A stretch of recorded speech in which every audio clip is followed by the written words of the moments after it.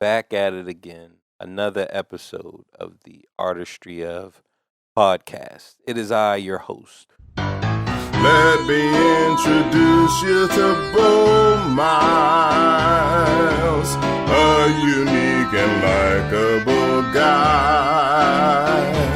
Everyday life, friends and family makes up the artist's dream.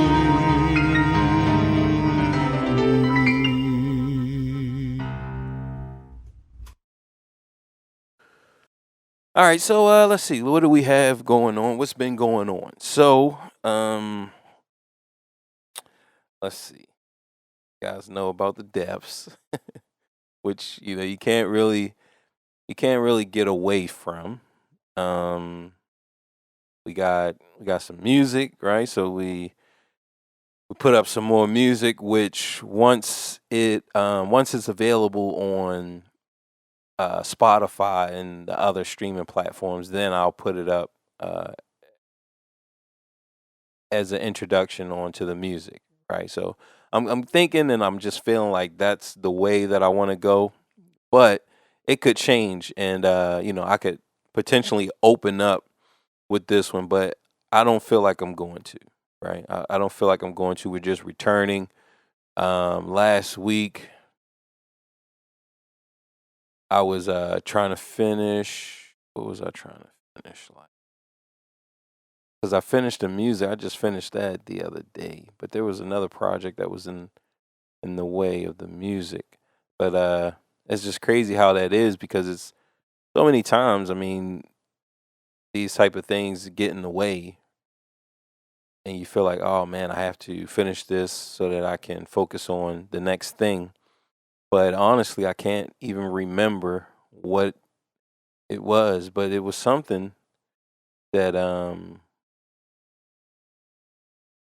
oh, all right, I remember. It was the Tekken Lily analysis video. And I feel like that video turned out okay, right? It took a lot of time. So even moving forward, I know how to do it into so that I don't have to spend as much time, because it really took up a lot of time. It definitely took up a lot of time. So yeah, that was the project that that I was like, yo, I just gotta rush. I just have to finish it. So we had that. That was the week before, because I think I was off for like 2 weeks. Um, and then so that even traveled all the way into last week, right? So that was an intense project. That was definitely an intense project, and I got some stuff up on Fiverr. So now I'm waiting for the process. I think they have to review your W-2 forms or whatever. I think it might be called a W-7 for what I can just remember. So I'm waiting for that to clear, and then I'll be doing some freelance work on Fiverr. So I have to start producing the assets. So that's something that I need to do today after this episode. And the whole idea is like, look, I really wanted to to get this up. I didn't want to get too far behind far as releasing the episodes, because while I feel like I might as well just X off these platforms and just put it up on YouTube. If I can maintain a presence on the other podcasting platforms, then why not? Right? So even worst case scenario would be I would drop two, like, bi-weekly. So I would drop bi-weekly on all of the streaming platforms, and then on YouTube I would just do it every week, right? So that's good. That'll be the worst case scenario, but I have time before that even goes into effect. So I would say, to close out the year consistently, which if I can close out the year consistently, then that means that I can close out next year consistently, and boom, every week, right? So that's the whole idea, is just to keep going, to keep going. And the the death of the queen, that really got me thinking. Just, and this is no disrespect to the monarchy, like that system, like that is not disrespect to it, but me just watching the ceremony, right? So it just got me thinking about ceremonies, and like like I said, no disrespect, but just like how ridiculous. You have people in these big grand robes, so I'm not talking about the death. That part, that part. That is look, we all mourn, right? So that's not nothing wrong, but with the robes, like they wearing these garments that they don't normally wear throughout the year. So for this one occasion, they putting on, like, it's like they're dressing up. It's like Halloween, and it just looked very weird. Like when as I was watching, I'm just thinking like, man, humans, like, yo, we are really weird. We really are. And all right, coming from our perspective, I mean, we're right. We are. Look, this is how you do things. This is who we are. Um, just look. This is the way to do it, right? You put on your big red velvety robe, and you all step into a certain formation. Everyone, 1, 2. I want you to count now. 1, 2. It's like, man, like, and if you look at nature and you look at the wild, and then you look at us pretending, because that's really all that we're doing. And it got me thinking about the hood, and just, I guess you would say, the hood of any land on this earth. They all look the same, right? They all look the same, and that is true. That's no government. Like that's what we are seeing when we see these when we see the rundown neighborhoods, when we see the hood, when we see the forgotten. What we are looking at society without government. Now, yes, they have government, right? I mean, no matter which land that you're in in the world, that hood is in some type of government, right?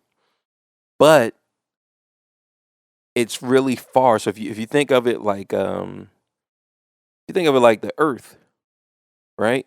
So the hood of any land, it doesn't matter what country, it doesn't matter what state, city, it doesn't matter. Just the hood would be like the crust, and government would be the core. So the closer you get to the core, the more government and the more the rules you have to follow. Now, we all follow rules. So I'm not saying that even in a lawless land, or in a governmentless society, that there are no rules. There's always rules. So even in the hood, there are rules. Like, we don't we don't get away from that. But the type of rules, and so it's consistent for the most part. It's consistent. So no matter what hood, no matter where you go, some rules are gonna be the same regardless. It's certain barriers that you have to cross and get through until you can be like, all right, I'm good enough here, because things could always change. Things People who, all right, one time you feel like you knew them, y'all was cool, and the next time they're beating you to death, and you don't even know why. Right? So that can happen on the crust, right? We're looking at Earth and how they cut it up, and then they have, the core. Like I said, the core is government, and the crust would be like the hood. Now, the crust is still on Earth, right? There still can be a volcano, and that core, that lava will break through and change, right, the crust. So the government can still change the hood, but for the most part, things are in the hood are it's like, yo, this is a lot of stuff goes unchecked. A lot of stuff is just unknown. So when we think about, because usually when you think about lawlessness and you think about like uh post-apocalyptic land, is just every man for itself. It's some gang usually going around, and there's usually what that message is that there's strength in numbers. So if you're a part of a big gang, if you're part of a big group, then you're going to be safe. If you're just the lone traveler, then you're going to be at the whims of this large gang. And for the most part, that's going to be right. But there's going to be, just from what the hood shows us, is that there are going to be multiple.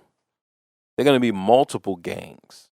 It's not just going to be one gang of rowdy individuals going around picking off the solo individuals. Like, no, no, no, that's not how it goes. Even if you think of, post apocalyptic, the basic needs are still have to be met, right? Like those needs still have to be met. So if you don't have money, then you just have goods. So whoever has the goods, then it's going to be a city built around it. It's going to be a gang built around it. There's going to be a gang. You're going to have military, right? You're going to have police or whatever. You're going to have people who are there to protect the goods from being stolen. You're going to have people there who are hanging around who's just trying to eat off of the goods. And you're going to, that dynamic never goes away. Like it never goes away. And that's what I realized as I was watching this funeral. And it just got me thinking, like, oh man, like, besides the pretending, because as you get closer and closer to the core, that's where the pretending, that's where it's the strongest. So you can have people wearing robes and wearing all different types of crazy garments and gear. They're expressing themselves. They're artists. I mean, it's just some weirdos, right? Which we're all that. So it's not like it's them versus us. This is, as you get to the core, now you really can just see all the weirdness that humanity has. But when you're on the crust, that weirdness, you just can't go around pretending, right? When you're in the hood, you really can't go around pretending. You like that's not gonna happen, because someone is going to see that, and they're going to see, okay, how can I take advantage of it? Only if it serves my purpose, only if it serves whatever need that I have. So if you have money, if you have a lot of money, well, then they're going to, all right, they're going to take that. If you have a lot of goods, if you have anything that they want of value, they're going to take it. Now, if you don't have anything, then you could be feeder for the young thugs, the young kids who just want to beat up people. They're just bored. They don't have anything to do. They can't work. They don't go to school. Look, the only thing the only thing we can do is just beat people up and rob them. Or, I mean, just really is just beating people up, and you just take whatever you want to take after you beat them up. But the main purpose for that, for the youth who doesn't have anything to do, they're just, it's like a dog that's out in the yard and he just was digging. He's destroying the yard only because he doesn't have anything to do. if he could leave the yard, he would leave the yard, but he might get lost, right? So that's even the same, I would say, for our youth in these situations where they don't have anything to do. They're just they're just out here willy nilly, and they're just trying to look. I'm just trying to do something. So those types, I would say, that's why they do that. But once you get past that phase or that stage where you're no longer bored and you have, to I have bills to pay, right? I have obligations. I just can't stay out in the street. No one is paying for this. No one is doing things for me. I have to do it myself. Well, then now they're not beating people up. Now, but they could rob though. I mean, so I'm not saying that once you get these obligations, once you start to sign more and more social contracts, that now you become a good citizen. No, if you're on the crust, right? If you're on the hood of things, you still, like I said, we're still pretending because we're still on earth. So what that means is, all right, you're in the hood, but you may still be paying rent. Now there are ways and there are people who do not pay, they don't pay rent, they don't pay mortgages, right? You can just swat. So you're homeless, you're off the grid. So you have people like that and they just look, no one's coming into this neighborhood, the police not coming, no one's coming. This house is available. We're gonna go in there, we're just gonna get in there. Electricity, gas, water, all of that stuff can be turned on. So we're going to turn it on and we're just going to connect. We're just going to do everything that we have to do. So now they're stealing. So eventually, boom, now the police are in it. Eventually. But for the most part, the police are like, nah, that's really not our job, is to maintain your property. So if this is your home, this is your property, you have to maintain it. And then if something happened to you, then if you get assaulted or there's some type of altercation that breaks a law, now you file a report and we'll deal with that report. So because we're talking about the hood, we're talking about places that people don't want to go. Of course they're not coming down. Of course they're not going to come down. The landlord is not going to come down to the hood and talk about what is or what is not happening. Is, who is you, ain't my baby, right? He or she might not make it out, right? So, so it's a huge, like, again, we're just talking about the pretending. And now, if you were right at the center, if you were right in the core and you try to do something like that, well, then now they can affect you, right? All of this pretending is because there's so much pretending going on that they can get to you right away. Just the hands of pretend, the hands of the imagination. They can just boom, they can grab you. But when you're out on that crust, it's a process, and a lot of times they just don't have the time and the resources to do anything. So a lot of things just look, it continue to happen. It's perpetuated in a perpetual state, if I do say so myself. Right. So that was one. So like I said, that I just thought of that as I was watching the funeral, right? And then I started to think just about the bloodline, like just how remarkable it is. Like, here's a family that has been kept together, like just tracked.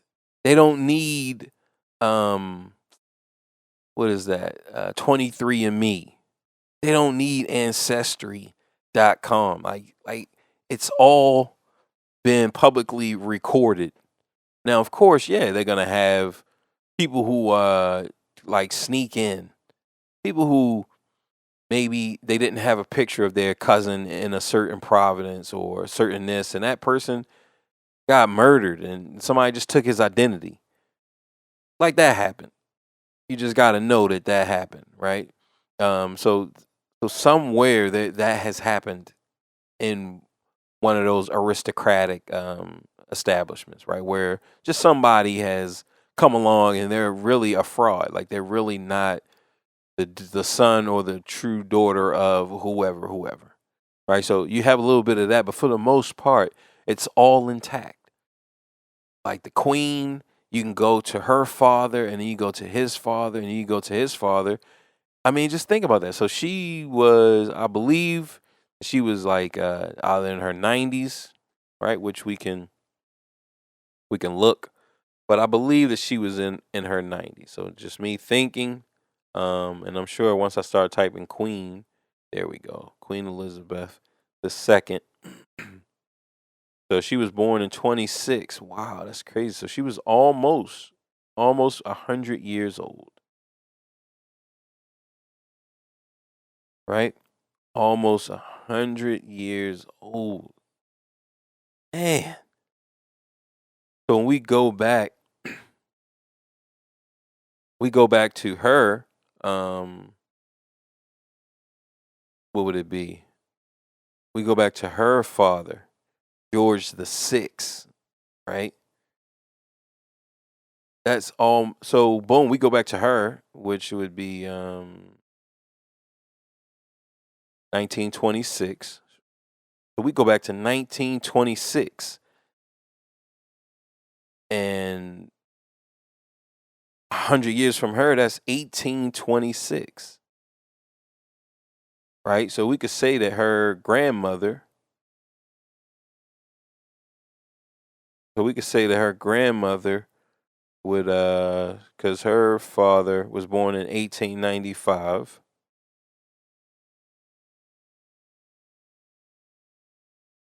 and his father,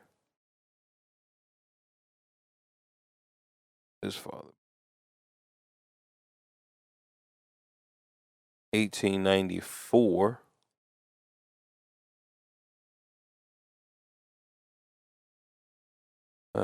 Yes. So let's see.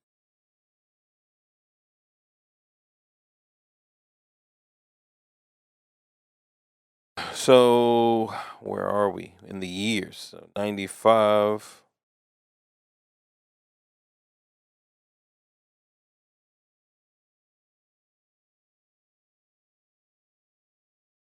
Five.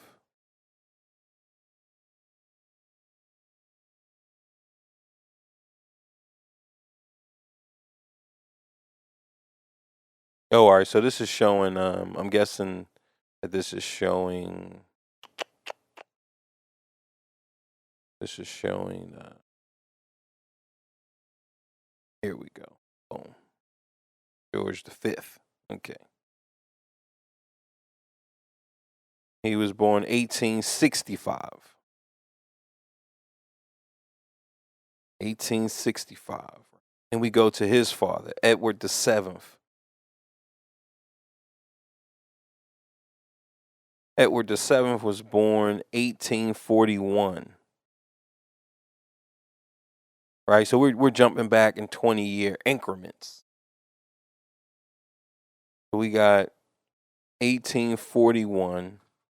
So roughly, you're gonna have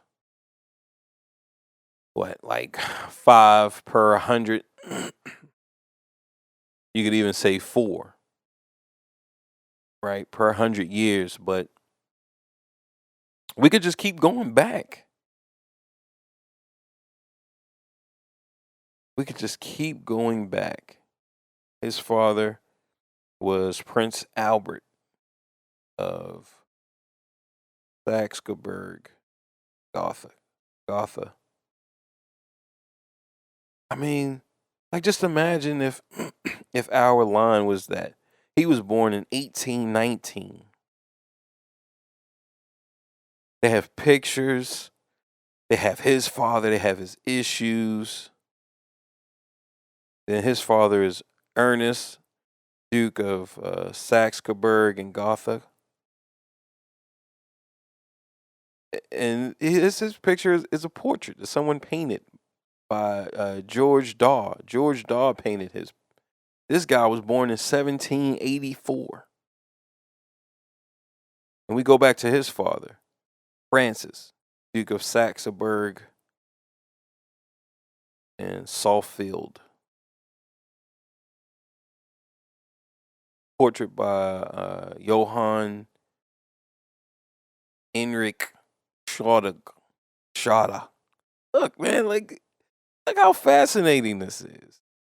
Just imagine if I could do that, or if you could do that with our line, right? And we talked about this before. So this guy was born in 1750. We're just following the queen's line. Her father to that person's father to that person's father. Now we're on Ernest Frederick. Let's see. They don't even tell you who painted his picture. This guy was born in 1724. So they all come from this Saxe-Coburg. He was born in 1697. I mean, like, jeez. Man, now this, Johann Ernest the Fourth. Let's see, when was he born? He was born in 1658. Like, we're at 1658 from today. We're just going back, looking at the fathers. That means, I mean, we can go all the way. We can go to Christopher Columbus. This guy was born in 1601. We're on Ernest the First. This is the Ernest, first of his name. Like, yo, man, now Johann II. Johann II was born in 1570. Like, just imagine that we could do that you could just go back. Boom, Patzer, first of his name, and then, son of George the Third. Like, you just keep going back until you get to freaking until you get to 1570. And you can just keep going back. Right? So I thought about that as well, because that is remarkable. Like, it's amazing, and it's something that not everyone can do. Where all of these fathers have been recorded. But like I said, I spoke about this, is that is now happening though. So who knows how far back we could go, and we'll just keep going back, even though I'll be talking about other things, but what we're finding out in the position that we're at now is that aristocratic life is now accessible to the masses. It's now accessible the way and things that they have been doing for hundreds of years, we now have access to. So here I'm on 1441, and so this is still the Queen's line from father, from father to father. So this is Ernest. That's all they got, Ernest. This is painting. Who knows when this painting? But he was born in 1441, right? And then we about to hit Frederick II. So that's what 14, 6, 8, like 800 years of tracking. So ultimately, I mean, we might have 1,000 years of tracking. This guy is 1370, right? We're just gonna keep going back. How far back can we go until we find when we go to Father, it says something, and eventually it's unknown, right? It's gonna take us to a year. Right now we're at 1291. No, that's when he was born. 1257 is when this guy was born. We're still on the Queen's line. 1257. Okay, but so for 1,000+ years, they've been keeping track of just everybody in this family, who they married, who that person married, who fathered who, right? They've been keeping track for thousands of years. Now, most of us and now in our lifetime, some of us are the first ones. So like I'm going back from father to father trying to find um and we might hit it. This guy was born in nine nine 990. This guy was born in 990. Jeez. Nope, we still going back, guys. We're still going back. So some of us, boom, and that's it. He he is the beginning of recorded. So this guy right here is the beginning of the recorded line. Nope. He was born in 950, but we have Theodoric. The the the Theodoric. So Theodoric. That T and D. Theodoric. So we got Theo Von out here. Freaking 920. Boom. And he is the first. He is the first. Theodoric the first. 10th century German.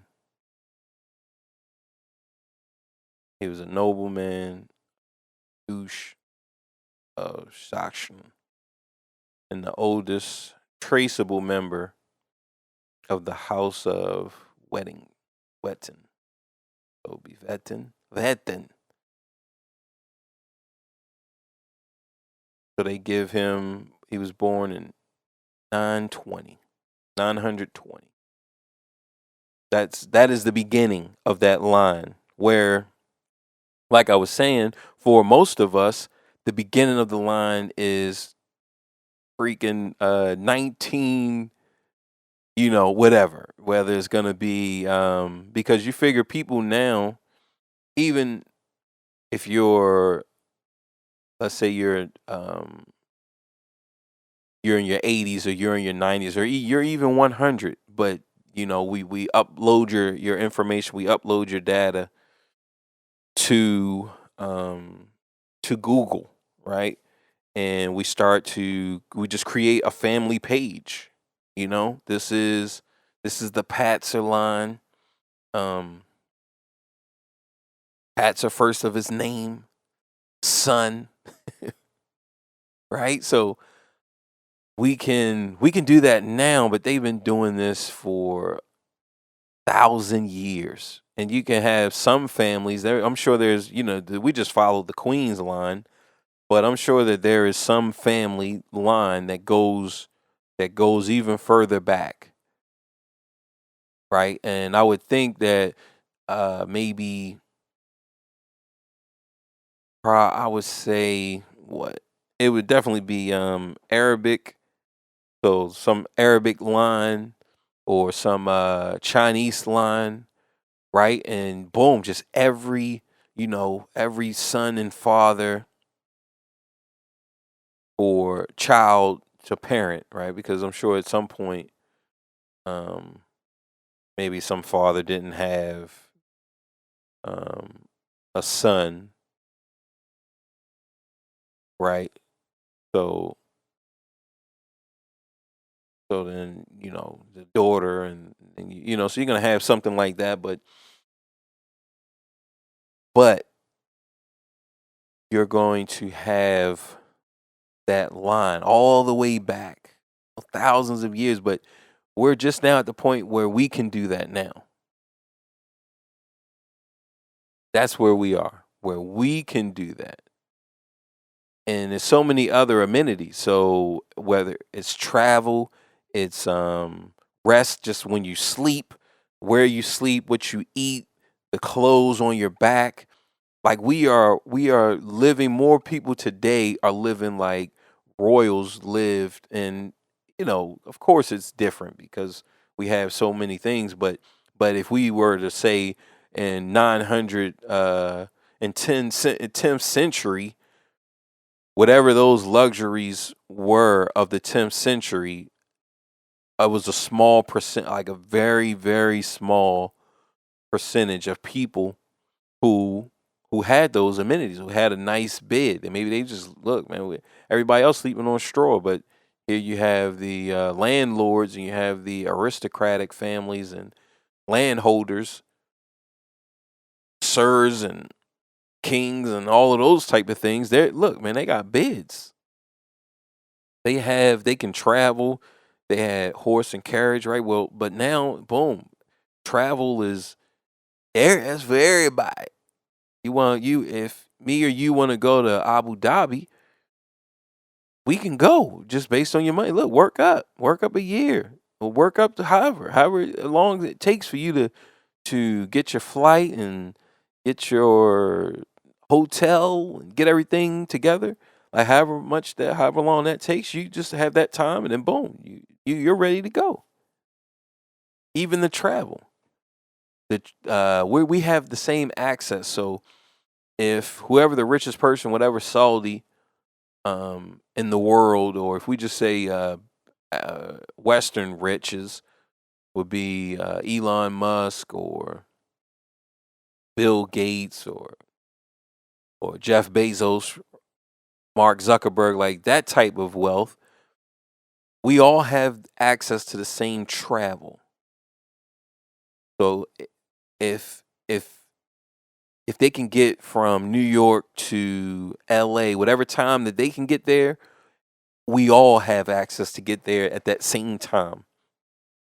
It's not like, oh no, they get there faster. They can get there 3, 4, 5 minutes faster than somebody who isn't as wealthy, who is not the richest, right? So whereas back then we're talking about 10th century BC, the king could get somewhere faster and could get a message to someone faster than just the regular people, right? Whoever was the richest person in the 10th century could get wherever he wanted to go. If he wanted to go from the New York Islands to the redwood forest, this land was made for you and me. Okay, so that was also brought to my attention just from the funeral.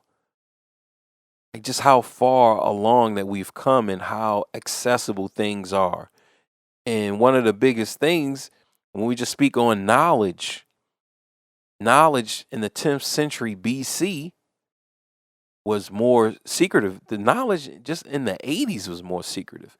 You had cats, and we're just talking about music. You had cats who they killing musically, but they're not sharing. They're not showing anything about how it's done. So everyone's just pretending. Again, we go back to this pretending thing that we as humans love to do. People are just pretending that they're just, look, man, God gave me this gift. Oh, God didn't give you that gift. He brought those VCR tapes. Yo, your parents brought VCR tapes and locked you in the basement, and you just been practicing like, yo, for 8 hours, and they never let you out. Like, yo, that's not, God ain't do that. You feel me? Yo, your parents did that. Officer Gary did that. So, but that was the thing back in the 80s. So even drawing, like if you could draw, it was like, oh man, it's just a gift. I just woke up one day and I looked at a car and I just drew that car and like, yo, that's just not the truth. That's not the truth. So that was the 80s. That was the 80s and the 90s. We look at the music business, we look at any business, it's all about secrecy. It's all about being a gatekeeper. It's all about, look, we have to keep as many people away from this as possible because if more and more people over here, then that's going to push me out. They don't need me. So it's even happening today, right? But that even says something about human nature. And that's why I was saying, even with the post-apocalyptic thing, that these themes are going to always be here with us. These are human things that are always a part of us. Just like greed and just people being greedy. Give to the needy, right? So you're always going to have that. You're always going to have greed to where people say, I'll ration out whatever needs to be rationed out. Okay, I want to ration it out. That way, I know me and mine, we gonna eat, and everybody else, look, y'all eat next. So that's a part of humanity. That's all. No matter where you are, that's always going to be the thing. And we can look at it even in business, where whether it's music, whether it's video, photography, it doesn't matter. Any industry, there's going to be someone who is trying to keep people out of it, who's trying to keep people away from it. And they're going to justify it. Well, we just can't have too many people doing this. And then you got to worry about quality. Like, yo, all of that stuff will correct itself. All of that, like quality will rise to the top. If something is bad, then others they'll only buy what is good. Right? But if you don't have secrecy, then whoever's making something that's good, then the next person will change their design and make it towards whatever that is popular, whatever that is good. So if people deem this certain iteration, this certain addition as the gold standard without secrecy, well then, all right, now you can have 1 million people doing it. But again, like I said, humanity steps in and says, "Oh, let me ration it out. Let me." So you're never going to get away from that. So even in post-apocalyptic zombie is overrunning the world, like, yo, it's still going to be humanity in there rationing out, right? Just, keeping track, making sure, look, I eat first and everybody else eat after me. Like, I don't care about everybody else, right? So that's always going to happen. So like I said, all of this came from the funeral. I also want to talk about lies and things like that. But I released a video. This was on, I want to say it's on the Tekken 8 and the like the different fighting styles that I see that I want, in the game, because they released the Tekken 8 trailer. So that video is doing well. I think I posted it maybe on the day of the tournament. So that was on a Saturday or something like that. And when I released the video, I then noticed, because I didn't know that there was a tournament going on, but I released the video, and as soon as I released it, then I saw that there was a tournament, and it was like already at the top. So this was Saturday. So it was already at like top 16, and I think they was just getting ready going into top 8, right? So it closed at the day to start the new day, Sunday, at top 8 in the finals. And I knew at that moment, I was like, look, this isn't going to get a lot of views because all of the Tekken players and people who are into Tekken seriously, they are watching this tournament, right? They're watching the tournament, keeping up with the tournament. It's just like any other spectacle. And then after that, I knew that, I would get a couple views, and I was just thinking like, 40 views. Like for me, 40 to 60 views is good. Like, man, that's where I want to be, 40 to 60. And I think I looked maybe a few days and it was like 400. What in the world? Like, what happened? Right. So I think a little bit of it is there's not a lot of people posting content for Tekken 8. So I believe that any video on the Tekken 8 topic is going to get, and you just know that people with larger audiences, they're getting like 10,000, 8,000, 20,000 views. I'm sure if Eris, he's a popular Tekken streamer, if he posts a video on Tekken 8 or anything on Tekken 8, I'm sure it's gonna get, you know, probably like 8,000 to 10 to 20,000 views, right? So, and you have the different people who have a larger base. I only have maybe 100 on that channel. I think I have like 178 as of today. I have like 178, which that video and another video, I mean, it brought me like 4 new subscribers. So I was just stuck at around 170. I remember I was stuck at like 172 for a while, and then I bumped up 2 more, and then boom, now I got 4. Right, so that is only because there's just not a lot of people in this content area right now.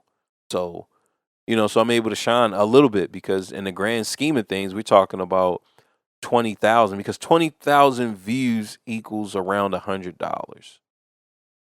And that's really where I would like to be. I would like to be, and we're talking about the bottom, like the ground level would be 20,000 views a day, right? So that's $100 a day. That's going to put us at around 36,000 a year, right? So that's very small, but that's very big for me, who, like I said, I'm used to 60 views, let alone 20,000, which I've never cracked 20,000 views in one video. I don't think I've cracked maybe 15, because I want to say one of my ads, my commercials, like the commercial I did, I think that has maybe well, one of my music videos had like 30,000. It had like 30,000 views. So I think, yeah, that was maybe my highest. But that was over that was a long period of time. But yeah, I want to say that had, so maybe the highest that I've ever seen was like 30,000 views. But I want that every day. So, that's quite a challenge, and we'll save that for another day. But now before we get out of here, we're just going to insert that interview, or that new characters video where I talk about the different styles, and let you guys get a chance to hear. I know, look, I'm what is it? I'm a evangelist for Tekken. Okay, I'm out here spreading the good word, hoping that you guys pick up Tekken as well and start playing. It's a fun game, and if you're a human being, which everyone who listens to this is, you got to get that aggression out somehow, some way. And we don't want to just be punching people physically really in the face, because one, it hurts your hand, so you could break your knuckles. Your hands are really frail, right? So this is something that, if kids knew this, I think that could even stop bullying as well. Because, all right, you about to bully, or they're about to hit you, they're about to beat you up, but you know that the hands are really frail. So now, as people are punching you, you just look, man. Let me put my arm up, not only put my arm up, but throw my arm at your hands. Because if you're really trying to punch me, and I'm really trying to hit your hand, that's gonna be more of a chance, more of a higher percentage of you breaking your hand. And when you break your hand, like, yo, man, yeah, you could kick, but for the most part, you're gonna wanna heal your hand up. And after you break your hand, you're not gonna really be wanting to break it more and more. I know in the Rocky films, just keep throwing it until you break it till it goes numb. Which is not good for a career. It is good for a movie, though, where look, you're only fighting one time in this movie, and your next movie is not for 2 years. So in those type of situations, breaking your hand is fine, but where in real life you do not want to break your hand, right? So we don't need to break our hands. Like, we have virtual outlets, and Tekken is one of them. So I want you guys to listen to this, and yeah, that's that. That's that. Yo, here we are, back at it again. Today we're going to be talking about the new fighting styles in Tekken 8. Now, I released a video on some stuff that I wanted to see, but just because they released a trailer and the graphics, and Harada, he said that he wants this game to technically push the limitations and to really push the hardware, right? So with that being said, for them to push the hardware, I feel like they're already pushing it with the graphics. So I don't believe that that we're gonna get a huge list of characters, right? I don't think so, but you never know, right? So, and I kind of felt like it was gonna be around, I feel like it's gonna be 18 to 24 characters, and then give us DLC. Let's bump us up to about 36, maybe, right? So 24 to 36 characters total for this one, because of they're really pushing the graphics. So as far as the backgrounds, they look crispy. The character models, they look good. So I feel like it's not gonna be as big. It's not gonna have 50 something characters. So with all that aside, let's go ahead and get into the styles. So the first guy up is your boy Jin. Where are you, Jin? I gotta find him on here. Jeez Louise, where you at, man? All right, here he is. All right.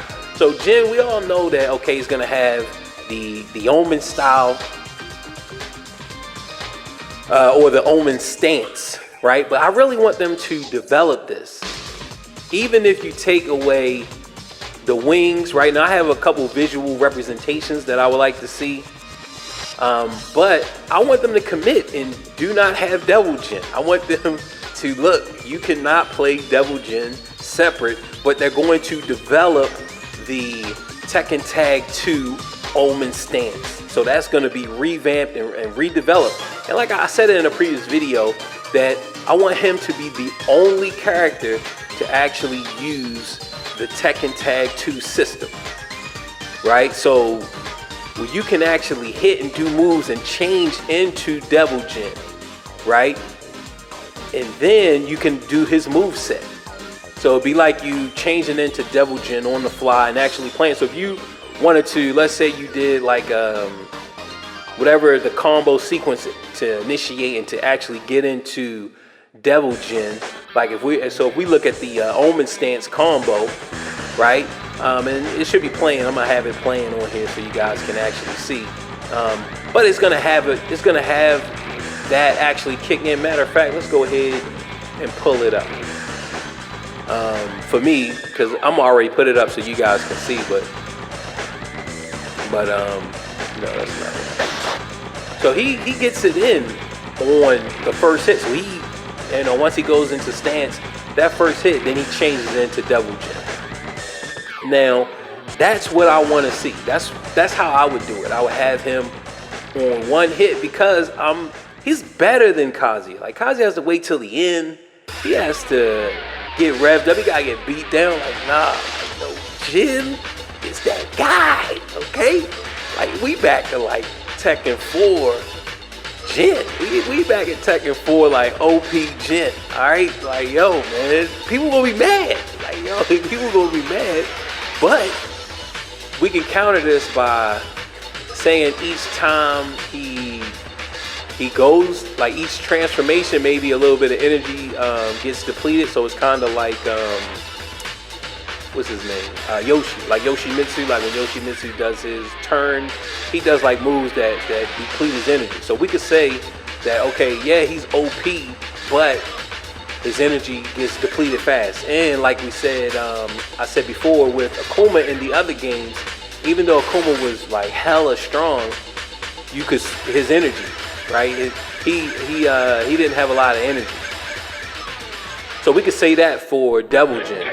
And it's only that one, that life bar. So you get your 180 points, and whenever you change into Devil, let's say you lose 5 points, so you lose 10 points, right? But if you get hit in that form, then like, yo, it's gonna hurt more than if he was just Jin, right? So we could do something like that. That'll counterbalance him being able to change, because like I said, like he's gonna be the only one with that Tekken Tag 2 style, with that Tekken Tag 2 format. So that's gonna be crazy, especially when you're fighting them. And I already know, like, people gonna be like, yo, man, this is cheap, right? So that's what I want to see with Jin and his fighting style. Now, next up is Lei Wulong.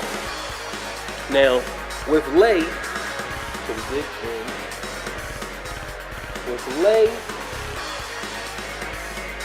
I want to see his base style be Drunken Master. That's what I would do for Lei Wulong, his base style. So as soon as you play round 1 fight, boom, he Drunken Master. Like, yo, that's the style.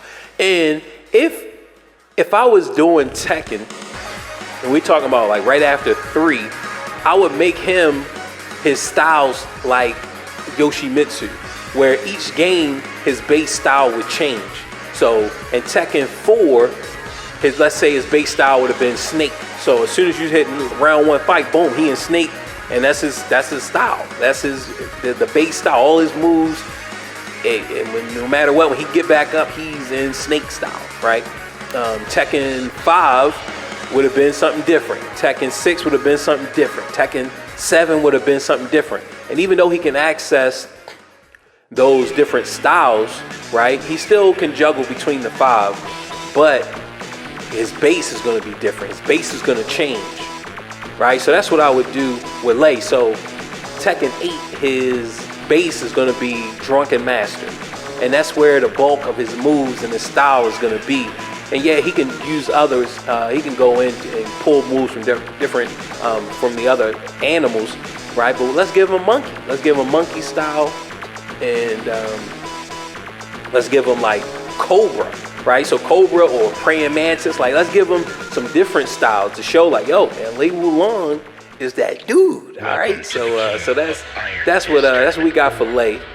Next is we gotta get into the new characters, okay? That's what we have to do. We have to get into the new characters. I'm putting up the new character. His name is going to be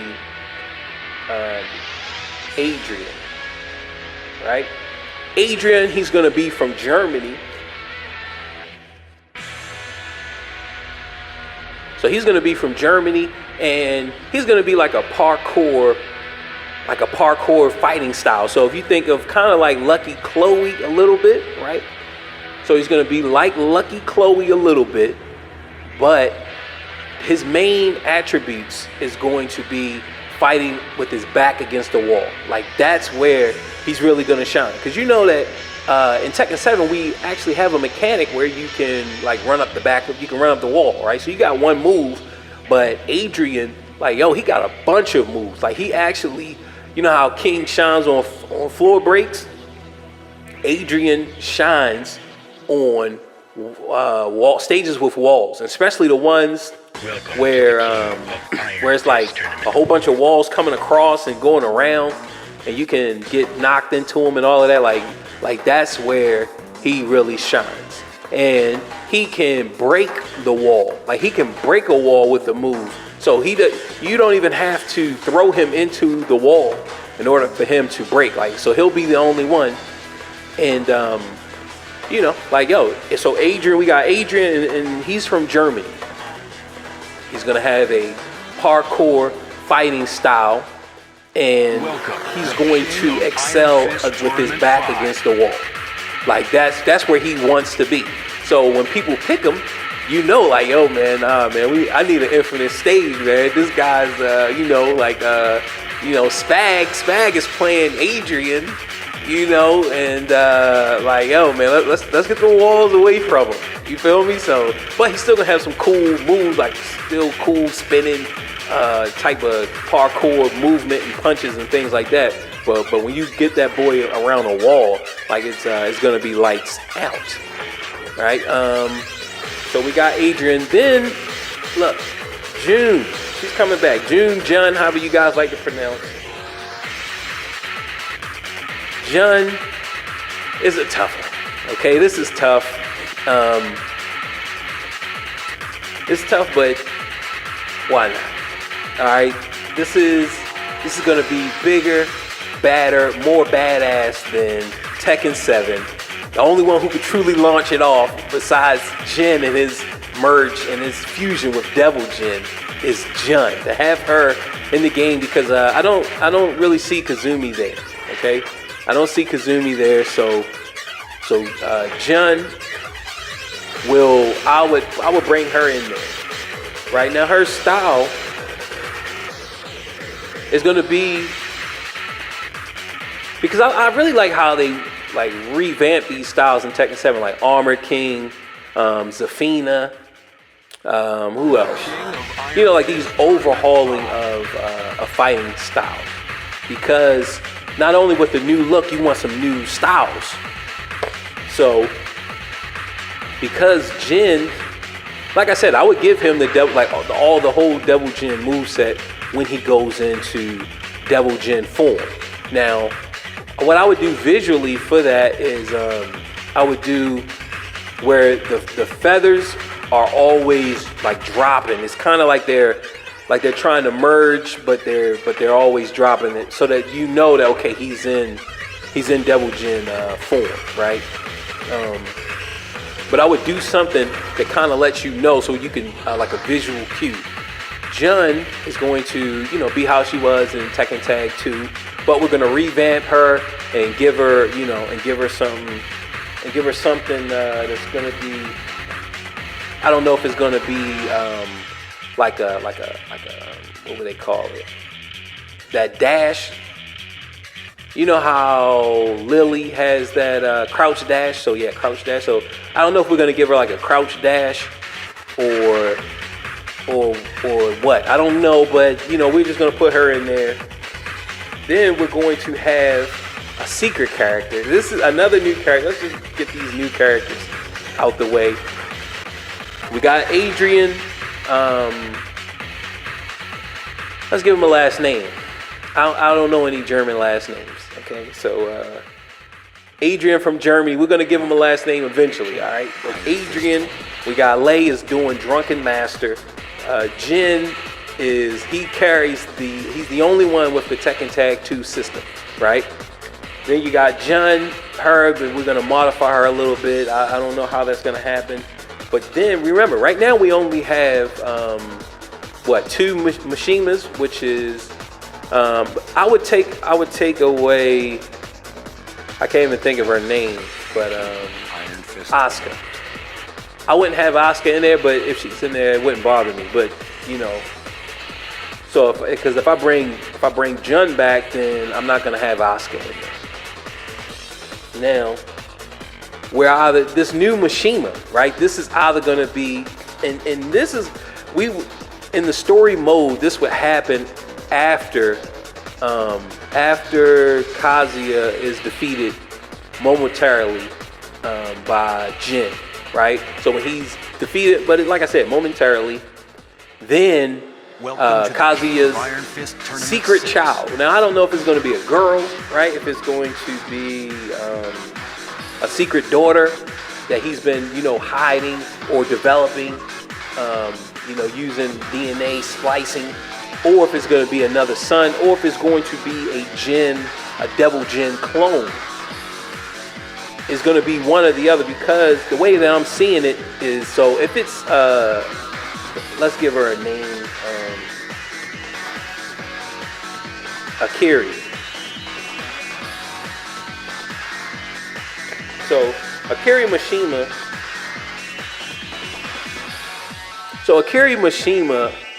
will, and like I said, it could be a boy or a girl. It doesn't really matter, but I'm just going with the girl because to really give, like, she has that gene. Because remember, Kazuya got it from his mom, right? Where is she? Kazumi, right? So boom, it goes back to a female, because in the female form, that's really its strongest. Now, Akira Mishima, her main thing, what's going to be like so epic is that she has been watching. Like, she's just been watching, but she's going to be Jin's counter, right? Like, especially this new Jin who's, he has the Tekken Tag 2 mechanic, right?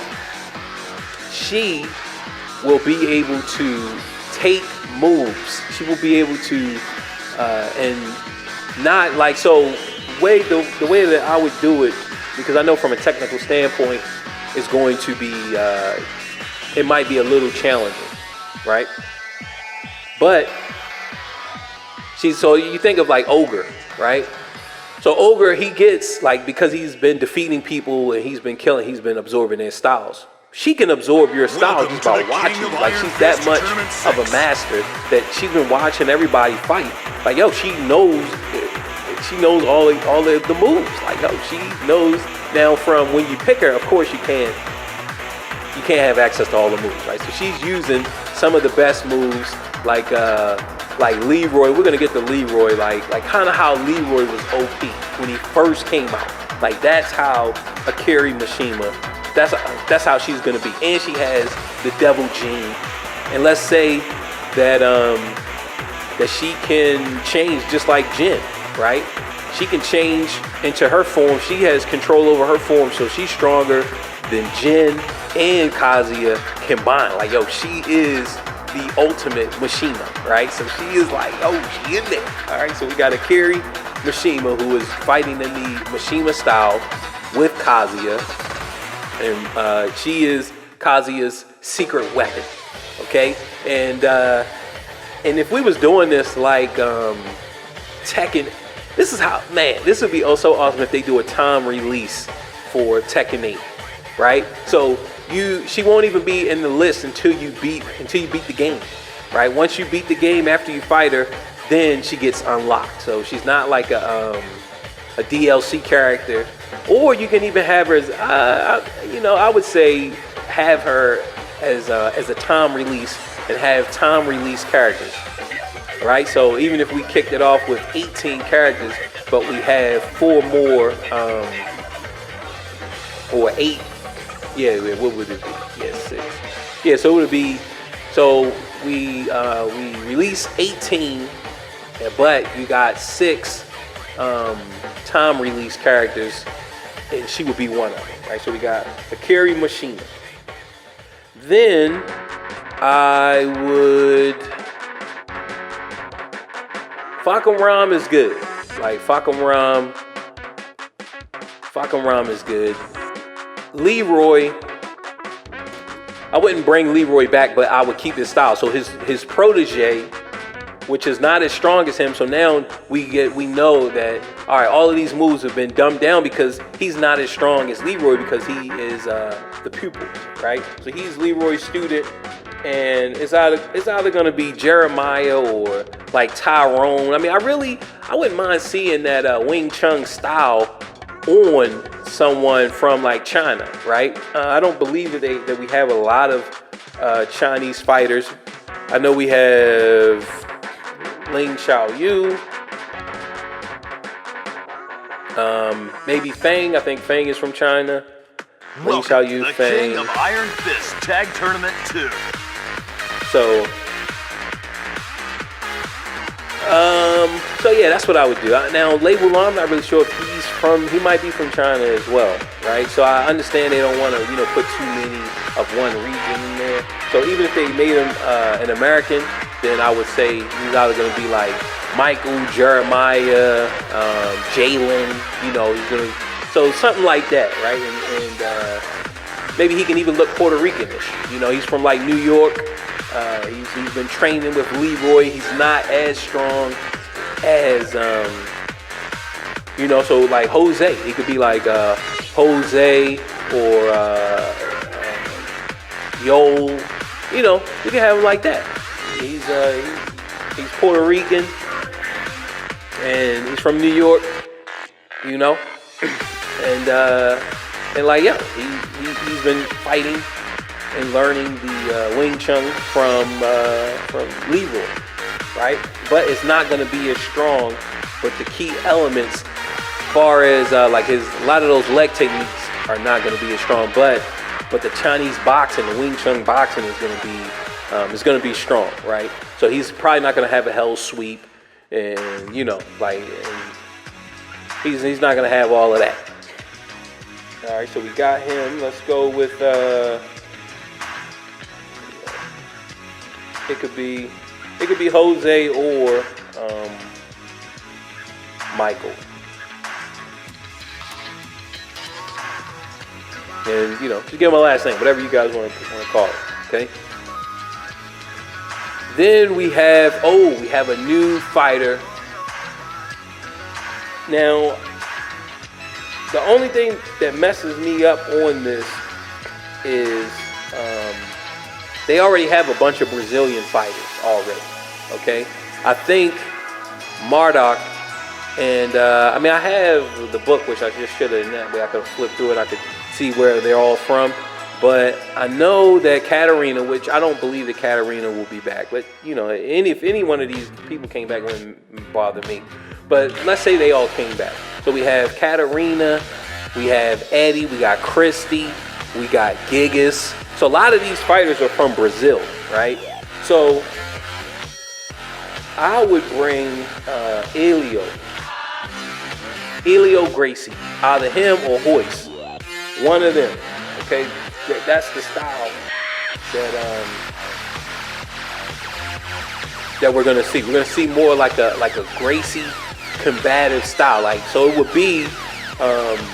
So we got Elio is going to be an older. It's going to be his older Gracie looking style. He's going to be older. He's going to have the gi on. He's going to be a monster.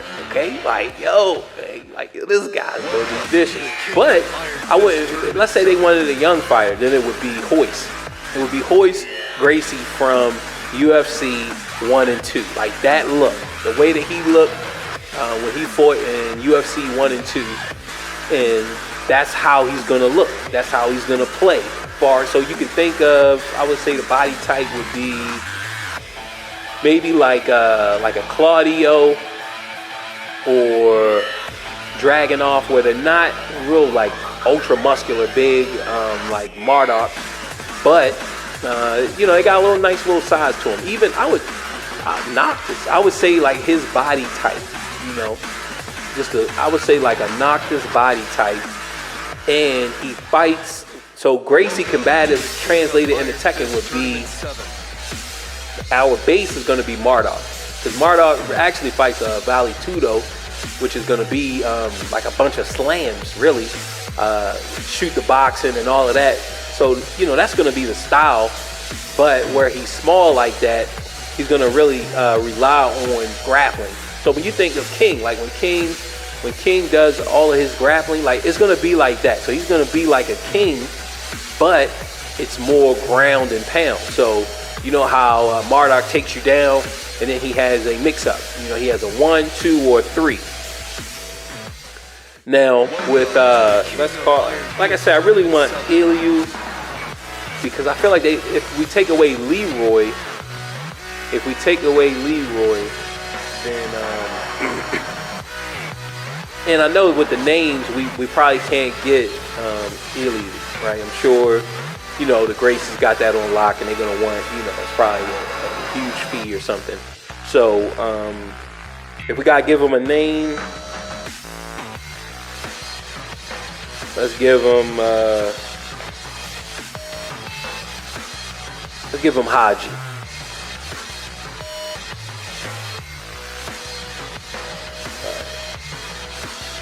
So Haji, you're gonna spell that with an R, right? Because that's how they do it, right?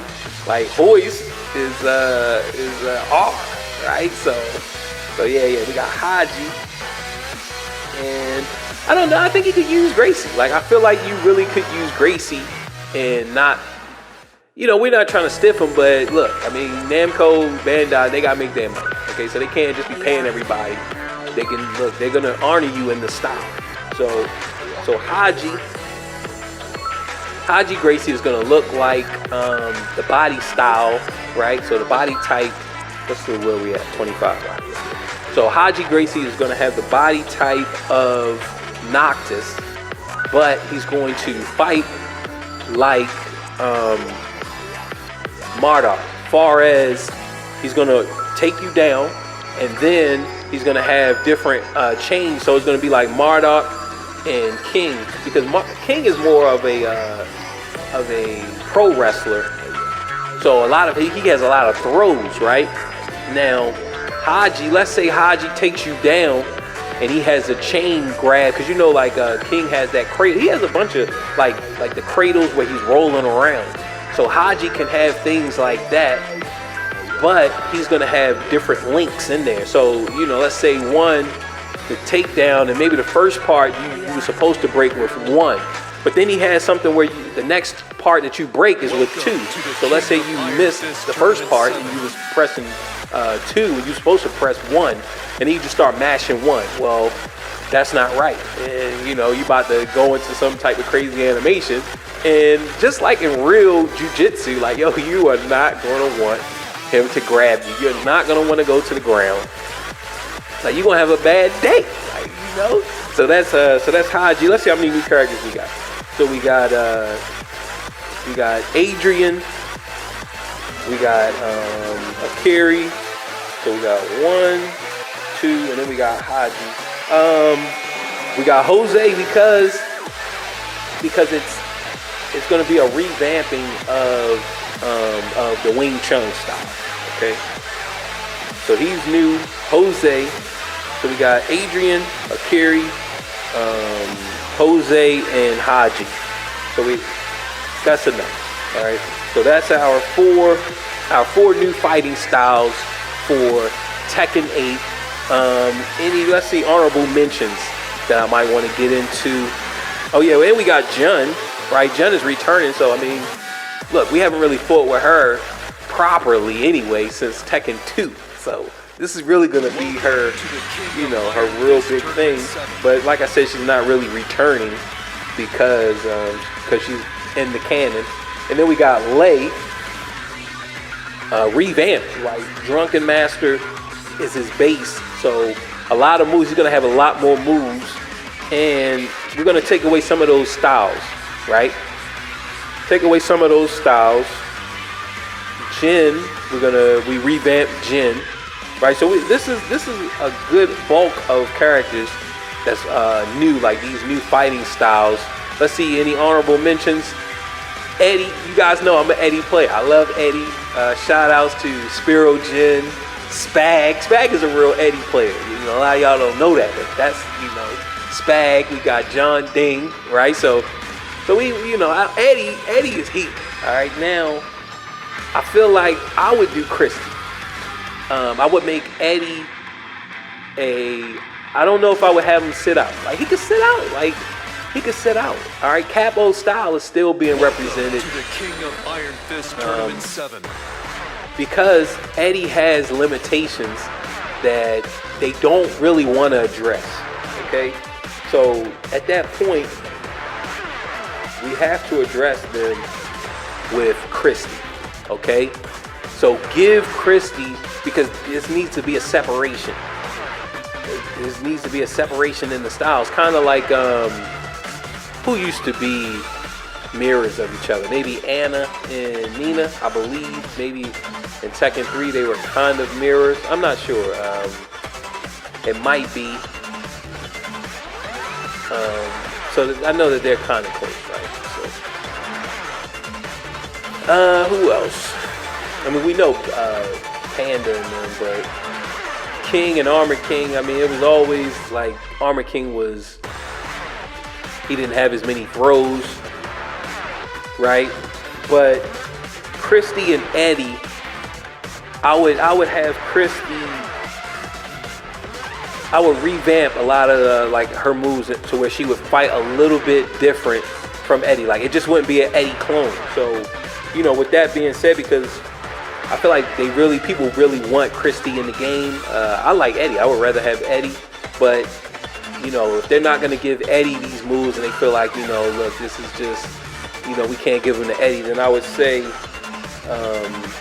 leave Eddie out and bring Christy back, and give her a lot of tools that could help the capo style flourish in certain situations, right? Like really beef up that neutral, or look, let's beef up handstand, right? Even if you made relax the same, like let's beef up handstand, like really beef it up to where like, yo, this is a viable stance, and boom, let's let them run with that. So me personally, like I said, Eddie would leave, and Christy would come back, and I don't know if we would do Eddie and have him come back in DLC. I'm not really sure, but Christy is definitely in there. Another one I wanted to Shaheen, I would revamp his style. So Shaheen, he fights like Law, right? He's like a Law is his base. But for me, I would make Dragunov. I would make Dragunov his base, because I would make Shaheen fight in the Krav Maga style, right? So that would be Shaheen, or I would give because that style is so brutal that Dragunov really should be fighting in that style. Okay, so let's see, where is it? There it is. And we got the footage playing. I'm gonna put some footage so you guys can actually see. But the Krav Maga style is so deadly. It's so vicious, right? This is real soldiers. Okay, like look, that's how Dragunov. That's how he needs to fight. And I know it's gonna be like totally revamping the character, and that's just people not gonna like it. So that's why I would say Shaheen or Shaheen's pupil, or like something to where we can still give that Pakistani soldier, but give him a true deadly style. Like, because Dragunov's style right now is deadly. Like his style right now is a deadly style, but the Krav is like, yo, like that is a seriously deadly soldier. Like I would not want to fight any one of these soldiers that's doing that, right? So like I said, Dragunov, somebody needs that style. So that's a style that needs to come. It needs to make it. So that's Krav. So Krav need to be there. So right now we got five new styles, right? 5 new styles, and we'll just leave it at that, because that's really the only ones that I would revamp. Like I said, with Christy, like I would definitely either make the capo style, because even if it's Eddie, because I play, so I really want to see Eddie back, but I feel like since Christy didn't come back in 7, have her come back in 8, and just like Law, like I would have Forrest. I would have Forrest Law come back in Tekken 8. I would have Forrest Law, and so this way they can revamp and kind of give new moves and just make it exciting, because I feel like Tekken 8 is going to be exciting, not only in the visuals, but I think with those visuals, with the graphics, everything that we've already been given, if they give us like these new styles and just kind of tweak these new styles, I feel like, it's going to be crazy. I already know it's going to be crazy no matter how they go, no matter what they do. But that's that, and I'll catch you guys later. All right, there we have it.